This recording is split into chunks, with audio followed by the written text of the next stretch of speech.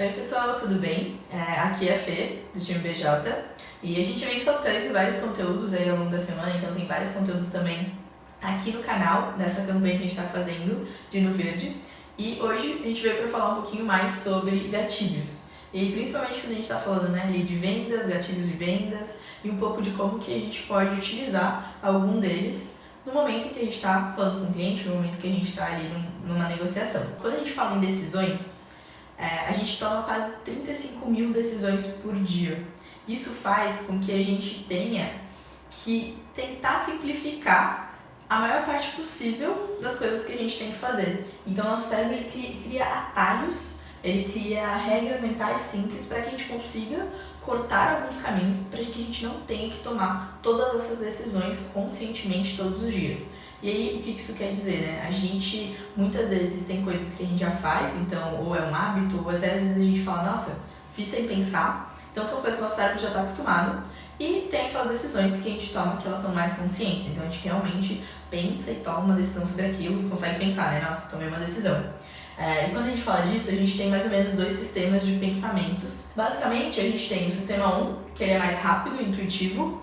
Então, ele é mais emocional e ele exige pouco esforço para que aconteça. Então, basicamente, seria um pouco do que a gente tem, que é aquele mais inconsciente ou coisas que acontecem mais rápido no nosso dia a dia. E a gente também tem o sistema 2, que é mais devagar, é mais lógico. Então, é realmente a gente conseguir focar e se concentrar para conseguir tomar uma decisão sobre aquilo.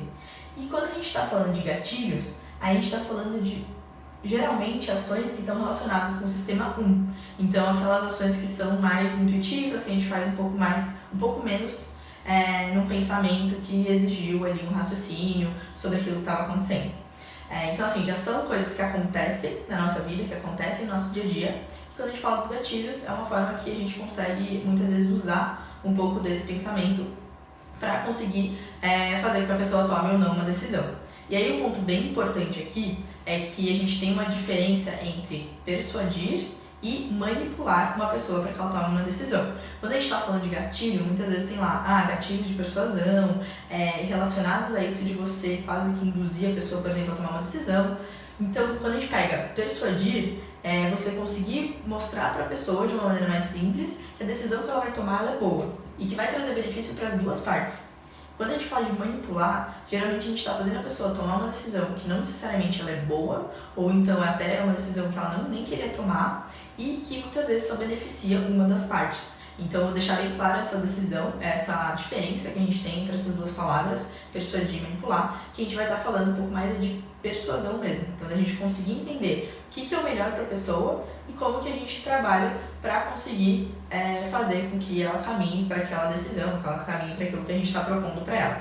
Mas aí um ponto muito, muito importante dos gatilhos é que eles têm que sempre ser usados com muita integridade. Então, você conseguir entender que genuinamente você está fazendo aquilo e é uma coisa boa. Então, você está tentando levar as duas pessoas envolvidas para um cenário melhor. Então, geralmente, você está fazendo com que a pessoa tenha o problema dela resolvido, ou que ela consiga chegar numa solução para o que está acontecendo. Quando a gente está falando, por exemplo, de vender um projeto de uma MJ, e a gente está falando com um cliente, e a gente está propondo ali uma solução para o problema dela, e a gente utiliza de alguns gatilhos com relação a isso. Então, só deixando bem claro todo esse cenário, então, de que a gente está falando de persuasão, a gente está falando de utilizar isso para uma coisa boa e que vai trazer benefício para as duas partes envolvidas. E aí, a gente tem alguns gatilhos, um dos mais conhecidos deles é o de escassez. Então, é o sentimento de perda que a gente tem, ele é muito mais forte do que o sentimento de ganho. Então, nesse daqui, por exemplo, se alguém vira para você e fala, você vai ter um desconto de R$5, ou então fala, você vai deixar de pagar R$5. O nosso cérebro já entende isso de formas diferentes. Quando a gente fala que você vai ter um desconto, significa que, tipo, nossa, eu vou ter um desconto. Ok? Quando a gente fala que a gente vai deixar de pagar uma quantidade que ela era a mais, o nosso cérebro já entende isso de uma forma diferente, como se não fosse tão boa. Então, o de escassez, por exemplo, é quando a gente vê num site que tem poucas unidades à venda. Foi uma forma, por exemplo, que as lojas encontraram de falar de um jeito que levasse o consumidor a prestar atenção naquilo, quando eles têm um estoque que já está baixo. Então, ao invés deles falarem, nossa, nosso estoque está baixo, isso é uma coisa ruim, eles colocam que a gente tem poucas unidades disponíveis. Isso gera um sentimento de escassez. como se, nossa, se eu não comprar agora, ou se eu não tiver isso agora, talvez acabe. E realmente talvez acabe. E é esse o ponto importante de ser genuíno. Se for usar de escassez, realmente ser uma coisa que ou está acabando, não vai estar mais disponíveis. Um exemplo disso dentro do DJ é, por exemplo, você oferecer um conteúdo exclusivo a um número restrito de pessoas. Então, a gente vai oferecer um conteúdo e ele é para 10 pessoas. Ou então, a gente oferecer um bônus para as 20 primeiras pessoas que compraram, as 20 primeiras pessoas que ligarem. Então, é 20. Você tem uma escassez, você tem um limite de pessoas ali que vão conseguir aquilo. Ou falar, por exemplo, que tem poucas pessoas disponíveis, ou estão com pessoas livres só até a outra semana. Então, por exemplo, quando a Jota está com muitos projetos rodando, ou tem poucas pessoas disponíveis, esse pode ser um fato que ele pode ser acentuado, que ele vai provavelmente gerar um gatilho de escassez, e realmente a Jota está com poucas pessoas disponíveis, então se o cliente não fechar ali logo, não dar uma resposta, talvez ele não consiga fazer o projeto, porque não vai ter quem executar. Acho que esse exemplo que entra mais forte num cenário de EJ que a gente consegue ver geralmente quando a gente não tem pessoas para poder executar o projeto. Então, daqui uma semana a gente já não vai ter mais pessoas para poder executar. Você vai querer fechar? Não vai? Então, é ir explorando formas que realmente tem escassez, mas como que a gente usa dessa escassez a nosso favor. Outro que também é bem conhecido é o de urgência. Geralmente, clientes procrastinam muito para poder fazer uma compra, né? Então, tomar essa decisão de compra, e muitas vezes a gente acaba desistindo de comprar alguma coisa, não porque a gente não queria, mas porque a gente demorou tanto para poder tomar aquela decisão que, já passou a vontade, eu já não quero mais, ou já pensei mais sobre aquilo e talvez não faça tanto sentido. Muitas vezes a gente toma decisões ou a gente compra coisas de uma forma mais impulsiva, realmente, que é aquele primeiro sistema 1 que vai lembrar que eu tenho uma necessidade e eu vou tomar uma decisão rápida para poder sanar essa necessidade que eu estou tendo. E aí, quando a gente fala dele, a gente está falando, por exemplo, de trazer urgência para o cliente com relação a gente consegue fechar a proposta até dia 15, até dia 20 desse mês. Então, é trazer esse senso de urgência de que ele precisa tomar uma decisão um pouco mais rápido do que se a gente só simplesmente falar, tome a sua decisão. Então, esse aqui ele é bem delicado para usar no sentido de que ele está muito relacionado com escassez também. Então, a gente pode gerar uma urgência para que ele tome uma decisão, então dê um limite ali para ele tomar uma decisão, por exemplo, e também dá para linkar ele com o da escassez, porque ele tem poucas pessoas, ou porque a gente não vai conseguir realizar o projeto dele para frente. Então, tem algumas formas de a gente conseguir usar esse também. E aí, o próximo que a gente tem é o de autoridade. Então, posicionar-se como uma autoridade no nicho em que atua, para que as pessoas confiem em você e confiem no seu trabalho. Então, quando você consegue ali, por exemplo, ceder materiais gratuitos, explicar muito bem o que o cliente pergunta, dar exemplo, apresentar cases, então é conseguir mostrar o quanto a minha J, ou a pessoa que está ali apresentando aquela proposta, ou conversando com aquele cliente, ela sabe sobre aquele assunto. Seja ali numa conversa, então eu consegui dar resposta muito bem embasada, eu consegui mostrar que eu entendo do que está acontecendo ali, seja eu conseguir na internet, realmente, então, com materiais, com posts, com texto que estão falando sobre determinado assunto, eu consegui gerando autoridade para quando a pessoa, por exemplo, vier procurar meu site, eu tenho vários conteúdos, eu estou falando sobre diversos assuntos. E a pessoa já vai ganhando mais confiança naquela empresa ou naquela pessoa que está vendendo, porque ele está dando ali mais informações, ele está explicando, ele está falando. Então, você já vai criando um senso de que, ok, ele sabe o que ele está falando, porque ele tem case, ele tem materiais, ele me enviou coisas, e aí muitas vezes a gente utiliza desse senso de autoridade. Outro que a gente utiliza muito é o de reciprocidade. Acho que esse é um dos gatilhos que mais traz benefícios para as duas pessoas, que ele acaba sendo, por isso, um dos mais importantes, né? Isso porque a gente tem uma tendência natural de querer retribuir favor àquelas pessoas que nos ajudaram de alguma forma. Então aqui, por exemplo, se a gente for enviar para um cliente algum material, se a gente for oferecer um conteúdo, alguma coisa que pode ajudar ele no problema que ele está tendo, ou então se a gente ter um mindset de venda consultiva, que realmente tenta entender a dor do cliente a fundo, para conseguir ajudar ele no problema que ele está tendo. Então aqui é basicamente você conseguir oferecer alguma coisa para aquele cliente. Então, por exemplo, eu envio para ele um material X, porque eu sei que é uma dor que ele está tendo. Não necessariamente isso está super ligado ao que eu estou propondo, fazendo de proposta para ele, mas eu estou procurando um jeito de ajudar ele com o intuito de fazer com que ele cresça. ele vai receber esse material e geralmente a pessoa tem uma atitude de também ou responder mais facilmente, ou ter uma comunicação melhor, ou então até mesmo acabar comprando um produto, e aí geralmente isso quando a gente está falando de produtos e sites, da pessoa acabar comprando aquilo muito porque ela se sentiu ajudada, ela também está retribuindo. Num ponto que a gente pega de EJs, então falando de uma proposta que está sendo apresentada, por exemplo, você conseguir enviar esses conteúdos, então você está gerando autoridade, por exemplo, também um outro gatilho, e ao mesmo tempo você também está gerando uma reciprocidade de, ó, tô aqui para te ajudar, e vamos conversando porque a gente está indo junto. E aí a gente pode entrar em vários pontos de relacionamento e coisas que a gente falou em outros vídeos que também entram muito junto com esse gatilho da reciprocidade. Outro, que é muito comum também de ser utilizado, é da prova social, e aí ele também está muito linkado com o de autoridade, que nós somos seres que muitas vezes as nossas atitudes elas estão baseadas na atitude de outras pessoas. Então, por exemplo, se a gente passa por uma rua e ela tem 2 restaurantes, a gente tem um restaurante cheio, com um monte de gente em fila, e a gente tem um restaurante na frente que está meio vazio. A maior parte das pessoas iria para o restaurante cheio, por mais que eles fossem pegar fila, por exemplo. Porque se tem muita gente ali, é porque talvez tenha alguma coisa muito boa. Então a gente tende muitas vezes a ir baseado naquilo que as outras pessoas estão fazendo ou estão dizendo. Então, por exemplo, se a gente tem depoimentos de clientes no site, se a gente tem pessoas que estão falando sobre o serviço que a Jota está fazendo, estão falando bem, se tem um número de pesquisa de satisfação, então a gente tem uma satisfação, a gente tem um NPS, a gente coleta uma pesquisa e a nossa satisfação é de 80%, por exemplo.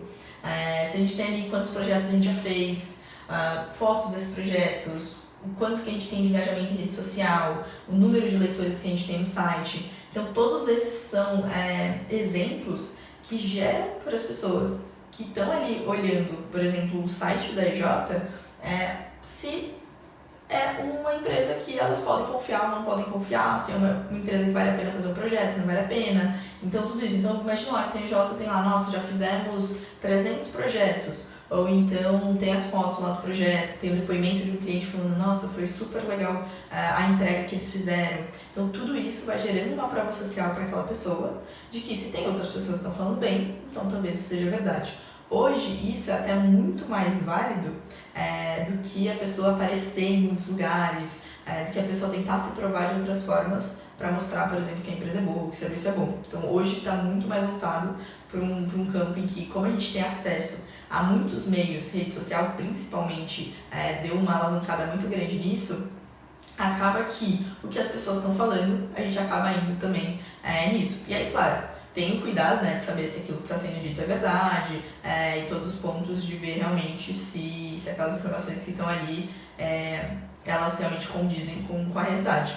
Mas a gente acaba utilizando isso muitas vezes também como forma de conseguir ver se fazer um projeto com aquela empresa seria uma boa decisão ou não. E aí ele também entra muito junto com o de autoridade, muito junto com outros gatilhos. Outro gatilho que a gente utiliza é o do porquê. Então a nossa mente ela sempre procura respostas racionais para justificar alguma das nossas ações. Mesmo em situações em que não há nenhuma justificativa inerente, nosso cérebro ele tenta buscar algum porquê daquilo está acontecendo.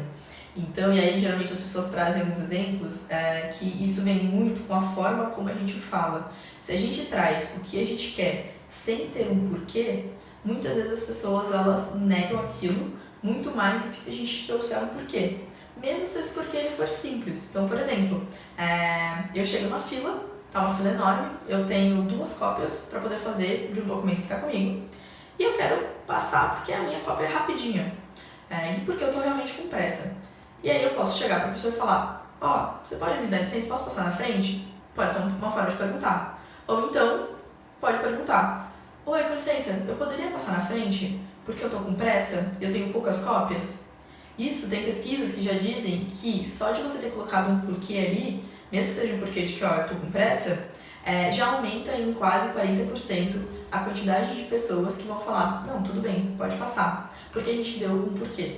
E aí quando a gente traz isso para a EJ e traz isso para os projetos, por exemplo, a apresentação de propostas, muitas vezes a gente conseguir deixar muito claro o porquê daquilo que a gente está trazendo. Então, o porquê do valor, o porquê daquela parte do projeto, o porquê do tempo. Então a gente conseguir deixar muito claro para o cliente todos os pontos de que ele consiga tomar aquela decisão de uma forma consciente e que a gente consiga trazer justificativa porque a gente está propondo para ele. E aí, um último que a gente tem desse compilado que a gente fez de gatilhos, porque existem muitos outros também, é a de dor versus prazer. Então, o ser humano, a gente sempre seguia para tentar evitar a dor e conseguir alcançar o prazer. Então, a gente tenta se afastar da dor o máximo possível e a gente procura aquilo que dá prazer. E quando a gente fala disso, e principalmente quando a gente fala que um cliente, geralmente, ele tem uma dor, uma necessidade, e a gente tem uma solução ou tem alguma coisa que consegue resolver o problema dele, isso acaba casando muito bem. E aí aqui o ponto é conseguir trazer, primeiro, as dores e a necessidade muito clara do cliente. Então eu trago falando, você tá tendo dor com isso, isso e isso, tá gerando isso, isso e isso, tá piorando seus resultados, tudo mais. E depois eu trago o que a minha solução vai fazer de bom para ele. Então eu trago um ponto de dor e depois eu trago um gatilho para o ponto de prazer. E isso acaba fazendo com que a pessoa tenha a sensação de que ela está se afastando da dor e que ela está se aproximando do prazer quando a gente está apresentando, por exemplo, uma proposta. Então é só uma questão de ordem que a gente pode utilizar, por exemplo, para apresentar uma proposta para um cliente e trazer o que a gente está querendo propor de solução. E aí aqui a gente trouxe então 7 gatilhos de vários que existem, e aí na internet, em livros, tem vários outros que dão para ser utilizados. Então, de escassez, de urgência, autoridade, reciprocidade, prova social, de utilizar o porquê e dessa relação de dor e prazer.